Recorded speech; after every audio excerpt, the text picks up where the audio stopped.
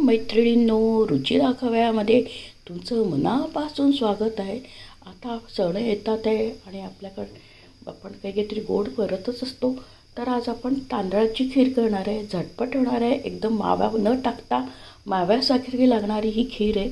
घरच्या साहित्यात, कमी साहित्यात झटपट होणारी चविष्ट अशी ही खीर आहे, तांदळाची खीर. आता आपण बघूया तांदळाच्या खीरसाठी लागणारे साहित्य. तांदूळ घेतले आपण अर्धी वाटी, काजू बदाम आहे आणि वेलची पावडर, डेसिकेटेड खोबरं, नाही तुम्ही ओलं खोबरं पण वापरू शकता, आणि साखर. आता आपण तांदूळ भाजून घेऊया.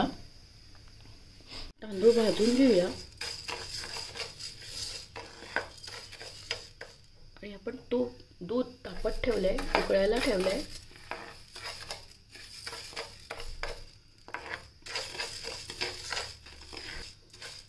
असं तांदूळ भाजून घेतली की त्याची चव एकदम चविष्ट होती खीर. तांदूळ भाजून घेतले. आता आपण ते भिजायला स्वच्छ धुवून भिजायला ठेवूया. आता आपण मिक्सरमध्ये ना डेसिकेटेड खोबरं टाकूया. ओलं खोबरं पण टाकू शकता तुम्ही. आणि आपण हे काजू बदाम पण टाकू वाटताना. आणि हे तांदूळ भिजून ठेवले, ते 15 मिनटं भिजून ठेवले तरी चालेल. पहिले भाजून घेतले आणि मग पण हे मिक्सरमध्ये वाटून घेऊ. काजू बदाम आणि डेसिकेटेड खोबरं आणि तांदूळ हे वाटून घेऊया.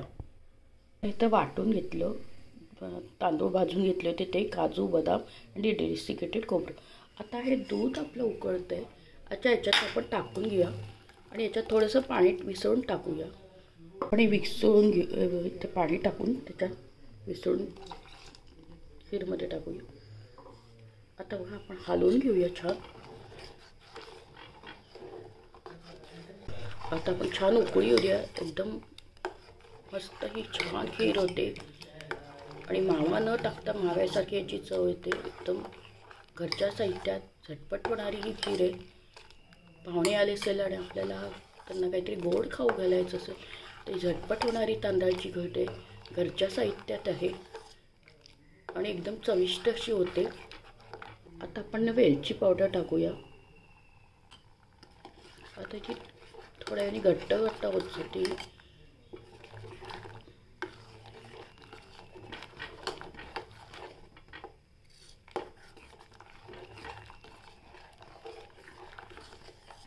आपण हे काजू बदामचे हे करून घेतले, तुकडे करून घेतले, ते टाकूया, हलवूया.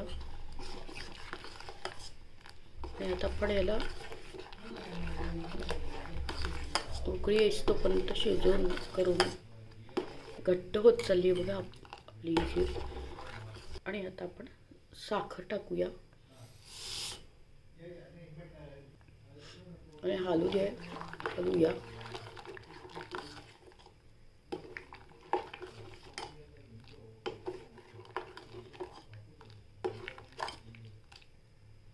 आता आपण तूप टाकूया.